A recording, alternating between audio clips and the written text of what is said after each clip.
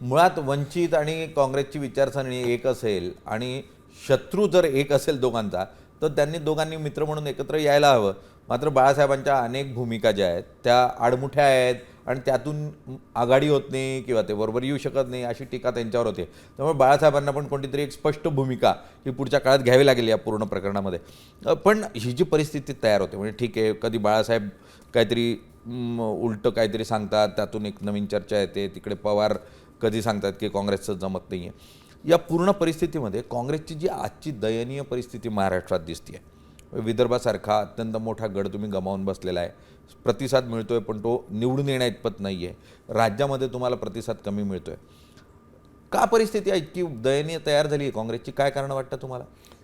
काँग्रेसची संख्येच्या बाबतीत आपण आमदार जर बघितले, म्हणजे खासदारपर्यंत सगळं आलबेलं होतं. खासदार आल्यानंतर मोठा सगळ्यात पक्ष म्हणून काँग्रेसला एक ओळख निर्माण झाली. सदा सर्व काळ एक आमची जमेची जी बाजू आहे की जी लिगसी आहे, काँग्रेसचा जो इतिहास आहे आणि जो वारसा आहे, ती सगळ्यात मोठी आमची जमेची बाजू आहे. आणि ही केवळ जमेची बाजू वारसाच्या अनुषंगाने नाही, तर वैचारिक स्पष्टता आमच्याजवळ आहे. बरं. आयडिया ऑफ इंडिया जी आहे, त्या आयडिया ऑफ इंडियाचं आमचं आणि भारतीय जनता पक्षाचं असणारं भांडण आहे. त्यामुळे संविधानाचं संवर्धन संरक्षण ही काँग्रेस पक्षाची रणनीती आहे. बरं. विकासात्मक जो एक गाजर दाखवला जात आहे, ते काही गाजर काँग्रेसजवळ नाही. काँग्रेसचा सामाजिक न्यायाची, समता, बंधुताची भूमिका ही स्पष्ट स्वरूपाची आहे. आणि आज रोजी राहुल गांधींसारखं एक चांगलं, मोठं, स्पष्ट एक नेतृत्व हे आमच्याजवळ आलेलं आहे. या सर्वांमध्ये विधानसभेच्या निवडणुकीमध्ये आमचे एकदम आमदार कमी आल्यामुळे 6 महिन्यातच दैन्य नावाचा एक शब्द हा आम्हाला चिटकला आहे आणि त्याचं उत्तर देणं हे देखील आमचं एक कुठेतरी कर्तव्य आहे. त्यामुळे आम्ही मजबूतच आहोत. आणि आज देशभरामध्ये आमची संख्या रोडवलेली असेल, मात्र आमची मूल्य स्पष्ट स्वरूपाची आहे. आणि देशभरामध्ये सर्वात मोठा विरोधी पक्ष कोणचा, तर काँग्रेस ही आमची असणारी ही ओळख आहे. आणि ही मोठी एक जमेची बाजू आमच्याजवळ आहे. भारतीय जनता पक्षाने काय केलं आहे की राजकारणाचे जे संकेत आहेत, जी सभ्यता आहे, तीच त्यांनी उलथून टाकली आहे. सभ्यतेचा भाग म्हणजे पक्षाचा कोणाचा पक्ष फोडू नका.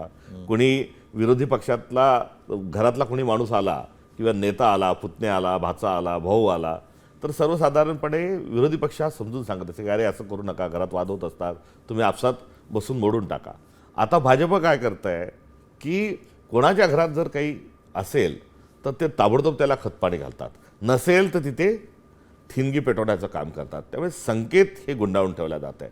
पुन्हा सभ्यता जी आहे, एक संवादाची एक स्कोप असला पाहिजे, एक विरोधकांना स्पेस दिली पाहिजे, जी आपली राजकीय संस्कृती आहे. आणि सर्वांनी ती अगदी अटल बिहारी वाजपेयींपर्यंत ही जोपली. कशाला लालकृष्ण अडवाणीजी यांना देखील आपण जरूर या सभ्यतेचे संकेत पाळणारा एक नेता म्हणूनच त्यांच्याकडे आपण बघतो. हे सगळं आता हे गुंडाळून ठेवलं आहे. आणि एक बुलडोझर चालवण्याचं की नाही आम्हीच आम्हीच आम्हीच, हा जो हट्ट आहे, हा जो अहंकार आहे, त्या अहंकारामुळे सर्व गोष्टी आता या झाकोळल्यासारख्या ह्या कुठेतरी ह्या झालेल्या आहेत. त्यामुळे आमची अवस्था खराब आहे वगैरे, बिकट आहे असं काही नाही. विरोधी पक्ष म्हणून आम्ही आहोत, आम्ही त्यांच्याशी लढतही आहोत.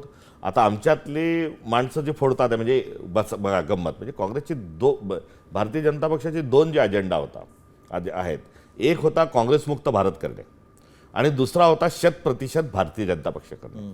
या दोन्हीकडे जर आपण वळून बघितलं, म्हणजे पॉलिटिकली हे पार्ट आहे, सरकार विरोधात गव्हर्नन्स जाऊ द्या, तर आज काँग्रेसमुक्त भारत करता करता सर्वात मोठा विरोधी पक्ष काँग्रेसच आहे. आणि काँग्रेसचीच त्यांना भीती आहे म्हणून काँग्रेसवरच सर्वात जास्ती अटॅक देखील करतात आहे, आमच्या नेतृत्वावर करतात आहे.